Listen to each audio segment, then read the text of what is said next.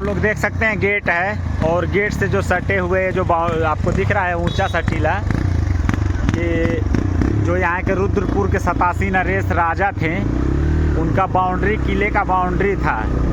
तो अब हम आपको लेके चलते हैं मंदिर पे। हमारी वीडियो में बने रहिए।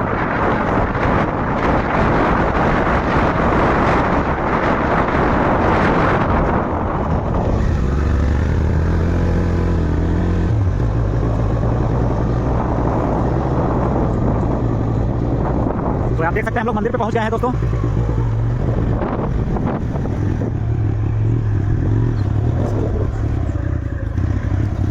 तो आप देख सकते हैं हम लोग मंदिर पे आ गए हैं।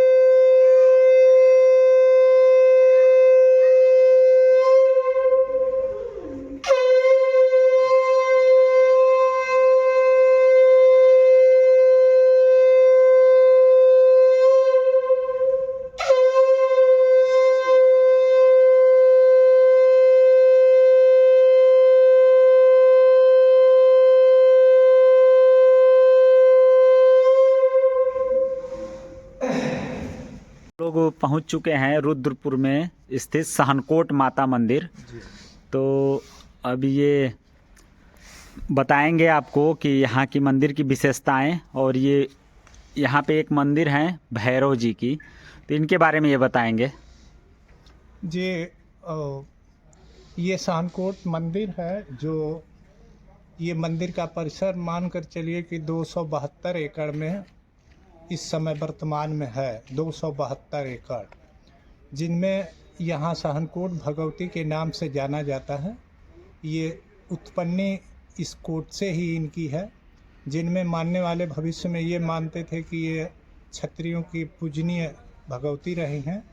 ये 87 स्टेट के बीच में इनकी उत्पत्ति है, जहाँ दुधेश्वर नाथ मंदिर से पीछे 1.5 किलोमीटर की दूरी पर है।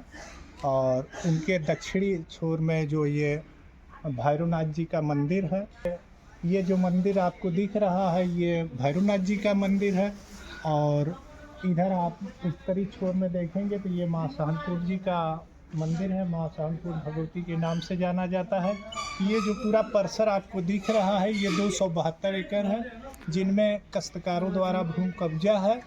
और पुरातत्व विभाग वालों का कहना है कि ये ज़मीन पुरातत्व विभाग को सौंप दी गई है। भूमि शोध अभी नहीं हो पाया है, इसीलिए इसका पर्यटक पर अभी मान लीजिए जो काम नहीं हो पा रहा है। ये काल्पनिक है कि इस भगवती का परचम बहुत दूर दूर तक है, जो सहनकोट भगवती के नाम से जाना जाता है। इसके महंत श्री विदुर जी महाराज जी हैं, जो वर्तमान समय में हरिद्वार हैं। तबीयत उनकी कुछ डिस्टर्ब है, इसीलिए वह चले गए हैं। आने के बाद इसका विस्तार रूप से जो भी होगा वो आपको दर्शकों को दिया जाएगा। और आगे जो दुधेश्वर नाथ मंदिर है आपका सीधे यहाँ से 500 मीटर पर होगा, जिसका मान लीजिए बताया जाता है कि यही के दधीच ऋषि जी थे। जब हमारा देवरिया कुर्सीनगर बटा नहीं था तो ये भूमि इतना पावन है, जहाँ गुरु गोरखनाथ जी थे। गुरु गोरखनाथ जी के महंत श्री दिग्विजय नाथ थे। दिग्विजय नाथ के बाद महाराज जी यो अवैधनाथ जी थे, जिनके मानकर चलिए कि अयोध्या के लिए जो उन्होंने कुर्बानियाँ दिया, आज उनके शिष्य महंत श्री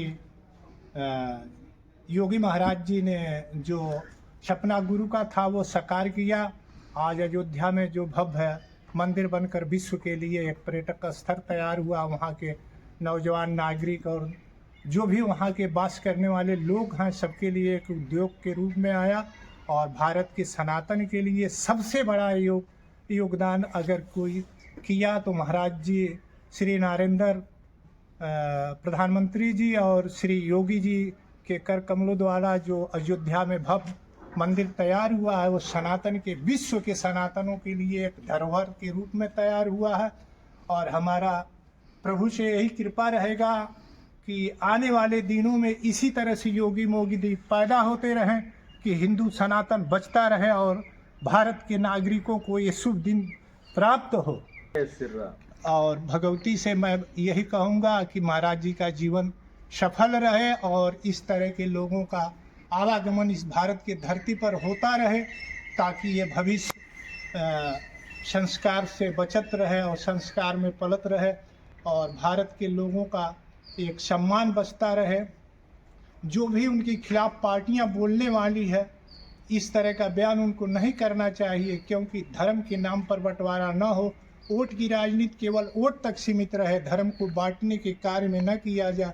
यहाँ हिंदू मुस्लिम सिख ईसाई हम रोज़ डेली उच्चारण अपने मंदिरों में करते हैं कि सब भाई भाई, ईश्वर अल्लाह तेरे नाम सबको सलमत दे भगवान। इस तरह के हम हिंदू समाज के लोग उच्चारण करते हैं अपने धार्मिक स्थानों में। इस तरह के भाषाओं में प्रयोग अगर हिंदू मुसलमानों को बांटा जाएगा तो आने वाला भविष्य हमारे भारत के लिए क्या, नई पीढ़ियों के लिए क्या। तो हम लोग लेके चलते हैं सहनकोट माता मंदिर में। तो हम लोग सहनकोट माता मंदिर के सीढ़ियों पे, सहनकोट माता का मंदिर अभी यहीं से आपको इनके शुरू होता है। और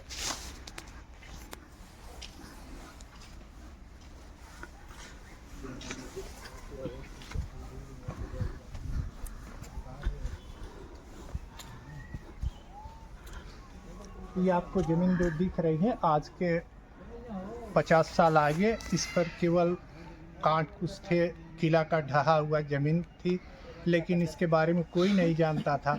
जब हमारे महाराज जी श्री विदुर जी अपनी जवानी दहलील पर आए तो उनका दिमागी संतुलन किसी कारण से आज भगवती के पीड़ा से डिस्टर्ब होने लगे। इस ज़मीन पर आकर उन्होंने देखा और इस ज़मीन से उनको कुछ ऐसी आवाज़ें मिली कि मैं इसमें दबा हुआ हूँ और मेरे लिए कोई जानकार व्यक्ति नहीं आ रहा है, जिसके कारण महाराज जी ने एक मट्टी का छोटी सी हाथी लाकर भगवती के नाम पर रखा और उनकी तबीयत में सुधार होने लगा।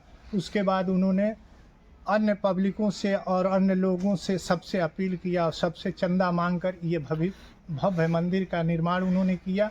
आज वर्तमान समय पर हमारे वो अभी नहीं है वर्तमान समय में इस मंदिर में, जो मुझे जानकारियां हैं वो आपको उपलब्ध करा रहे हैं। वो हरिद्वार गए हैं, श्री महाराज जी के पास जो योगा महाराज जी हैं रामदेव जी, उनके डॉक्टरी में अपने इलाज के लिए, और फिर वहाँ से लौटेंगे। जो आपको बाकी जानकारी के लिए उनसे उपलब्ध कराया जाएगा और आपको वो बताएंगे।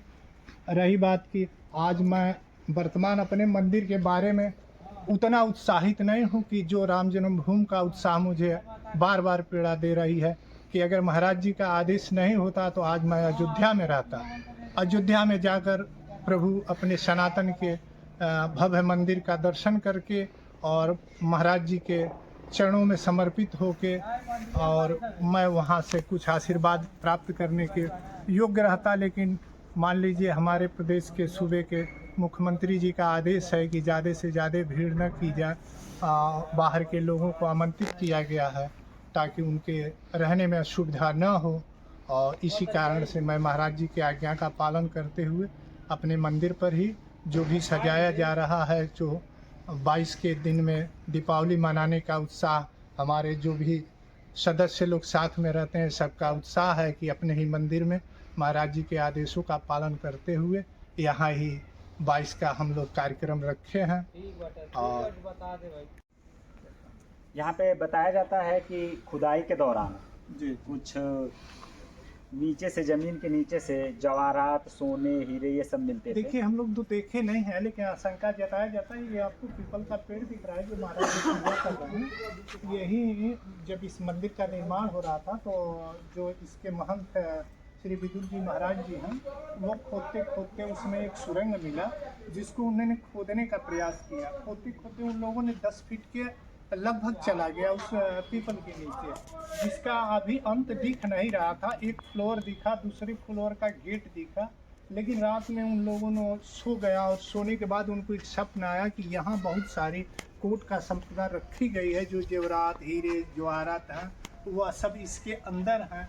और इसके आगे अगर कोई मनुष्य उस चीज़ को लेने की लालच में प्रयास करता है तो प्रयास अगर करता है तो उसके लिए एक अनहोनी के रूप में होगा, वो आदमी जिंदा नहीं बच सकता। एक कल्पना, एक चीज़ें उन्हें सपने में मिली और उसी पर महाराज जी ने ब्रेक लगाकर इसको किसी रहस्य को किसी से ने बताया, उसको तोप कर और उस पर पीपल का पौधा लगा दिया गया, जो आज भी भूमि शोध वाले लोगों का प्रयास है कि इसकी जांच कर लेने के बाद ही पर्यटक को दिया जाएगा। तो आप लोग देख सकते हैं ये जो पीपल का पेड़ आपको दिखाई दे रहा है, इसके नीचे ही सुरंग है। जो जिस सुरंग के अंदर जो भी इंसान जाता है उसकी मानसिक संतुलन खराब हो जाती है। इसके वजह से यहाँ पे पीपल का पेड़ लगवा दिया गया और यहाँ पे इस रास्ते को बंद कर दिया गया, क्योंकि नीचे बहुत ज़्यादा अंदर तक सुरंग बना हुआ है।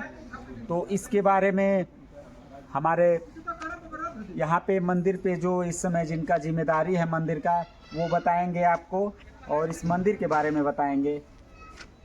जी सर, ये पौधा आप देख रहे हैं जो इसी के नीचे, और ये मंदिर का निर्माण जब हो रहा था तो महाराज जी ने इसको खोदा। खोदते खोदते एक उनको सुरंग मिली और उस सुरंग में उन्होंने 10 फीट 12 फीट तक नीचे चला गया। उसके बाद देखा कि एक दरवाज़ा है, दरवाजे के अंदर कुछ ऐसी चीज़ें दिख रही थी जिसका कल्पना ही नहीं किया जाता था। वह जवाहरात, सोने, चांदी और तमाम सिक्के उनको दिखाई पड़ा और देखने के बाद उन्होंने क्या किया कि रात में सो गए। उसकी रखवारी के लिए उन लोगों ने इसी पर कई साधुओं का जमाव दिख रहा है। ये शांतकोट मंदिर है बाबू, इसको शांतकोट के नाम से जानते हैं लोग। ये स्पेशल तो यही माना जाता है कि ये सहनकोट के क्षत्रियों के मन खास तौर पर उनके ही पूज्यमान है, लेकिन देवता तो किसी के नहीं माने जाते। हमारे देखने से तो देवता सबके होते हैं। माँ ये सहनकोट के नाम से यहाँ किसी तरह का बलि भी नहीं दिया जाता। बलि के लिए अस्वीकार करती हैं भगवती। ये एकदम केवल सुरक्षा के लिए इनको ये माना जाता है। बहुत दूर दूर के भक्त आते हैं, पूजा अर्चना अपनी मनौतियों को पूरा होने के बाद इनका दर्शन करते हैं। इनके प्रसाद में केवल चुंदरी और रेवड़ी और ये नारियल चढ़ता है। बारे में जानना चाहते हैं कितने बजे तक गेट खुला रहता है? जी, ये 6 बजे तक गेट खुला रहता है। नवरात्र में तो ये 10 बजे रात तक खुला रहता है और सुबह 4 बजे ये खुल जाता है। 4 बजे यहाँ पूजा हो जाती है, आरती हो जाती है सुबह 4 बजे, और शाम को 6 बजे भोग लग जाता है। उसके बाद ये बंद हो जाता है गेट। और दोस्तों आपको हम मंदिर के पीछे का पूरा दृश्य आपको दिखा रहे हैं। ये मंदिर का आपको पीछे देख रहे हैं, ये इसी तरह से पहले भविष्य में ये इस तरह का जो आपको झंगा झूड़ियाँ दिख रही है, इसी तरह इस पर भी था। लेकिन ये पेड़ा जब श्री विदुर जी महाराज को हुआ तो यहाँ भगवती का उत्पन्न हुआ और स्थापित कर दिया गया। भगवती का मंदिर बना और यहाँ हमारे गोरखपुर मंडल तक के लोग आते हैं यहाँ पूजा अर्चना के लिए। अपना आके जो भी अपनी मनौतियाँ होती है उसको ये मानते हैं पूरा होने। और बताया जाता है कि मंदिर के जो बगल बगल से ऊंचा टीला दिखाई देता है, ये टीला क्या चीज़ है? ये नहीं है। देखिए, ये हम लोगों के अपने बाप दादाओं से और जो यहाँ के बुजुर्ग लोग हैं उनसे ये पता चलता है कि ये 87 स्टेट का किला था। जो हमारे यहाँ राजा आज भी उनके खानदान की एक श्री कादम्बरी जी जो अभी वर्तमान में राज स्टेट में उपलब्ध हैं, उनके पूर्वजों का ये किला रहा। और इसे कल्पना में यही कहते हैं लोग कि ये किसी कारण द्वारा लड़ाई में ही ध्वस्त किया गया, जिसको आज भविष्य में इसे लोह गाजर भी की उपलब्धियां देते हैं कि जो रात में ही इसे ढहा गया, लड़कर नहीं ढहा गया। इसकी चर्चा इसी तरह से है। और मान लीजिए जो भी जानकारी हमें उपलब्ध है पूर्वजों से, वही उतना ही बता सकते हैं।